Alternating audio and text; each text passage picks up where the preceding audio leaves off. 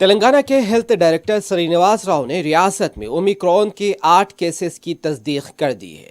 Media से बात करते हुए श्रीनिवास राव ने कहा है कि रियासत में ओमिक्रॉन हलचल मचा रहा है। केसेस की तादाद में रोज बरोज इजाफा हो रहा है। हम रियासत में तीसरी लहर का सामना करने को तैयार हैं। ताहम उनका कहना था कि बड़े पैमाने पर अभी कोरोना नहीं फैला। उनका कहना था कि गैर जोखिम वाले मुमालिक से आए 7 लोगों में ओमिक्रॉन मुस्बत पाया गया है। हनमकुंडा में एक खातून ओमिक्रॉन से मुतासिर हुई हैं। उनका कहना था कि ओमिक्रॉन मुतासरीन में किसी भी तरह की कोई अलामात भी नहीं देखी गई। श्रीनिवास राव ने यह भी कहा कि यह डेल्टा वेरिएंट से 8 गुना ज्यादा शिद्दत रखता है। श्रीनिवास राव ने यह भी कहा कि ओमिक्रॉन से वो लोग मुतासिर हो रहे हैं जो साबिक में कोविड से मुतासिर हुए थे। कोविड के डोजेस लेने वाले भी ओमिक्रॉन से मुतासिर हुए हैं। और हेल्थ डायरेक्टर ने यह भी कहा कि रियासत तेलंगाना में ओमिक्रॉन काबू में है।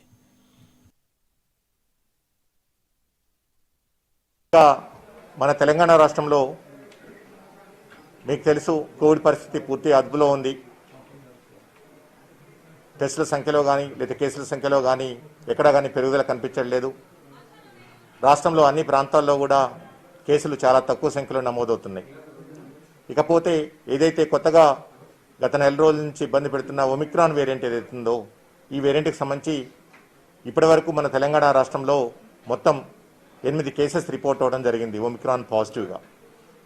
సో దీంట్లో ఇంకొక కేసు మన రాజీవ్ గాంధీ ఇంటర్నేషనల్ ఎయిర్పోర్ట్లో ల్యాండ్ అయిన తర్వాత వెస్ట్ బెంగాల్కి సంబంధించి వాళ్ళు ఇమీడియట్గా వెళ్ళిపోవడం జరిగింది. సో టోటల్ మన రాజీవ్ గాంధీ ఇంటర్నేషనల్ ఎయిర్పోర్ట్కి సంబంధించి మొత్తం మీద 9 కేసులు రిపోర్ట్ అవటం, 8 వచ్చేసేసి వాళ్ళు మన రాష్ట్రంలోకి ప్రవేశించడం. ఈ 8 కేసులు కూడా ఇంపోర్టెడ్ కేసెస్, అంటే వేరే దేశాల్లోంచి, అవి ఎట్ రిస్క్ కంట్రీస్ కానివ్వండి లేకపోతే నాన్ ఎట్ రిస్క్ కంట్రీస్ కానివ్వండి, ఈ దేశాల నుంచి వచ్చిన కేసులు మాత్రమే. ఇప్పటి వరకు తెలంగాణ రాష్ట్రంలో కోవిడ్ ఒమిక్రాన్ వేరియంట్కి సంబంధించి ఎక్కడా సామాజిక వ్యాప్తి జరిగినట్లు కానీ ఎక్కడా కూడా మన ఇండిజీనియస్ మన లోకల్గా ఉన్న వాళ్ళకి పాజిటివ్ ఫర్ ఒమిక్రాన్ వేరియంట్కి రావటం కానీ దయచేసి జరగలేదు. ఈ విషయాన్ని